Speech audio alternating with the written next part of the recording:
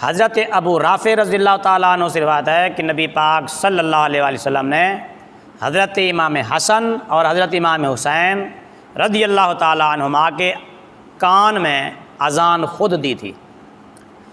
اذن فی اذن الحسن والحسین علیہم السلام حین ولدا، جب حضرت حسن و حسین پیدا ہوئے رضی اللہ تعالیٰ عنہما تو نبی پاک صلی اللہ علیہ وآلہ وسلم نے ان کے کان میں اذان خود دی۔ رواہ الطبرانی۔ حضرت ابو رافع رضی اللہ تعالیٰ عنہ سے روایت ہے، فرماتے کہ رأیت رسول اللہ صلی اللہ علیہ وآلہ وسلم اذن فی اذن الحسن ابن علی حین ولدتہ فاطمہ بالصلاۃ، کہ جب سیدہ فاطمہ زہرا رضی اللہ تعالیٰ عنہ کے ہاں حضرت امام حسن بن علی رضی اللہ تعالیٰ عنہ کی پیدائش ہوئی، ولادت ہوئی، تو نبی پاک صلی اللہ علیہ وسلم نے خود ان کے کان مبارک میں اذان دی۔ اور امام حاکم نے اس حدیث کو صحیح الاسناد کہا ہے